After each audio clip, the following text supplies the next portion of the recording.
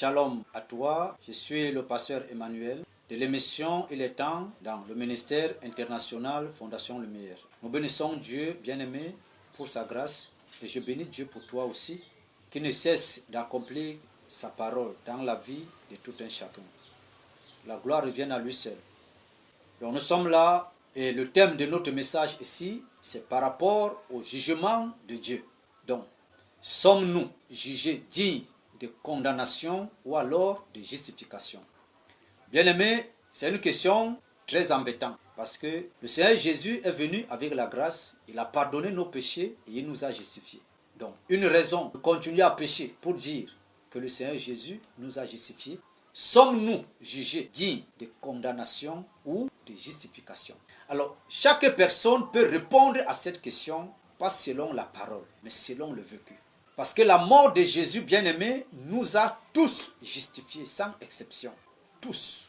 Maintenant, c'est chaque personne qui doit confirmer, qui doit approuver la justification qu'il a reçue à travers la mort et la résurrection de notre Seigneur Jésus. Voilà pourquoi cette question nous est importante. C'est une question qui nous réveille en fin du sommeil. Pour comprendre que nous pouvons être toujours sous la condamnation. Quoique le Seigneur Jésus est mort sur la croix pour nous tous.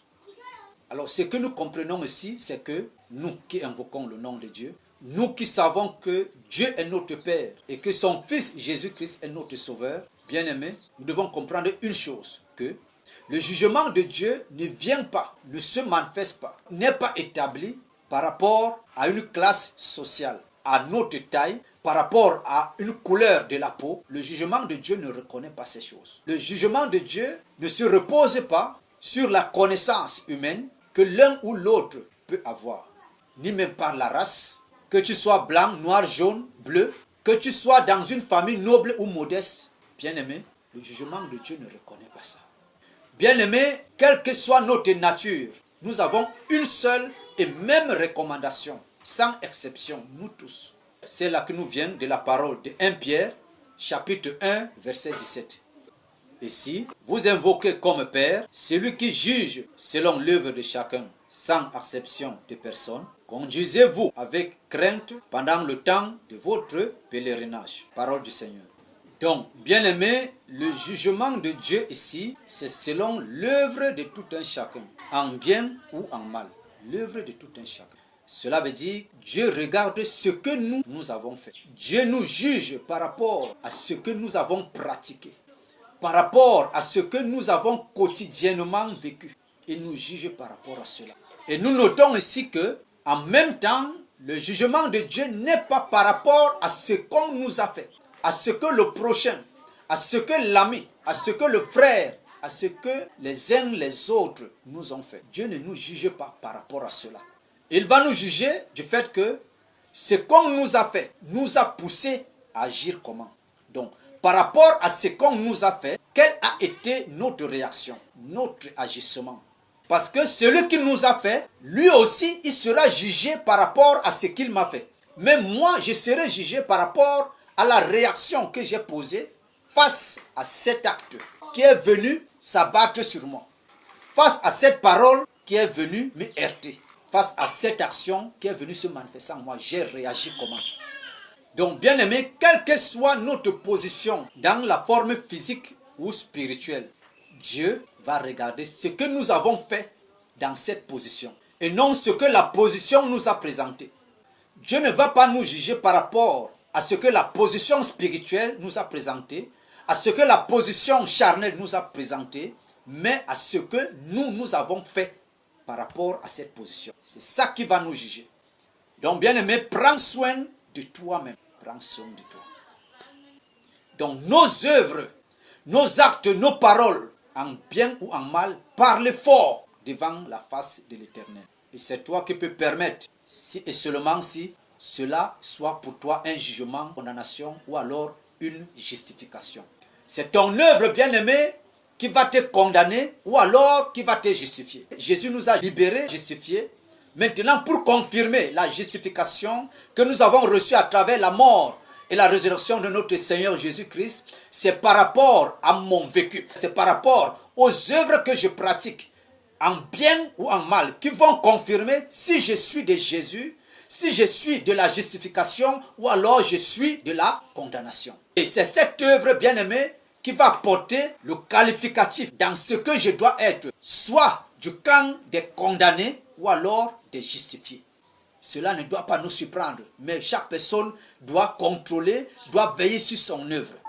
Dieu ne va pas juger le riche parce qu'il a l'argent, mais il va juger le riche de la manière dont il a utilisé l'argent, de la manière dont il a traité les gens, les personnes autour de lui, de la manière dont il a traité l'homme, il a traité l'humain à cause de l'argent, de la manière dont il s'est comporté.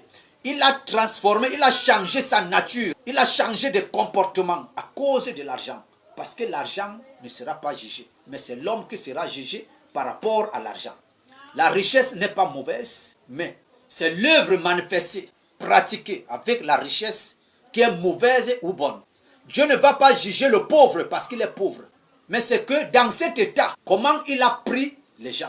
Dans cet état, il n'a pas maudit Dieu, il n'a pas rejeté Dieu parce qu'il est pauvre.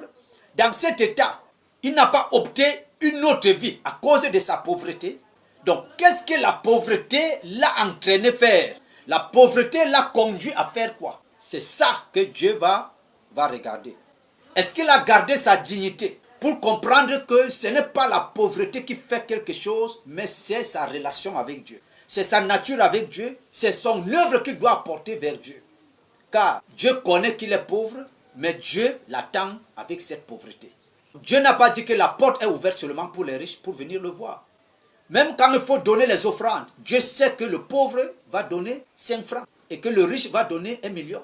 Et Dieu ne va pas rejeter le pauvre ses 5 francs parce qu'il a donné 5 francs. Parce que le donner vient du cœur par rapport aussi à son état. Donc, l'œuvre manifestée du pauvre par rapport au donné, c'est en donnant ces 5 francs. Les 5 francs qualifient l'œuvre qu'il doit manifester dans le donné par rapport à son niveau de vie. Et le riche aussi, c'est 1 million qualifie l'œuvre qu'il doit manifester par rapport au donné. Donc, bien aimé, c'est par rapport à ce que tu fais dans ton état qui te juge et non ton état. Donc, tu peux être paralytique. Dieu ne te juge pas par rapport à la paralysie. Donc Dieu te juge par rapport à ce que tu fais dans cet état et non ce que l'état t'a rendu et non ce que l'état se présente en toi. Donc ne soyons pas complexés, ne soyons pas influencés par rapport à ce que nous sommes pour se refuser, pour se priver, pour s'éloigner de Dieu. Mais plutôt rapprochons-nous de Dieu, quelles que soient notre condition. Dieu nous connaît avec notre condition. Rapprochons-nous de Dieu avec cette condition. Il ne fait exception de personne car il regarde l'œuvre de tout un chacun.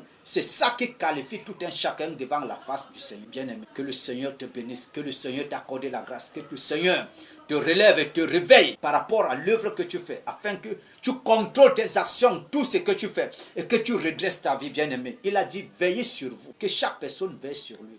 Bien-aimé, que le Seigneur te bénisse, qu'il t'accorde encore longue vie pour accomplir au nom de Jésus-Christ. Amen.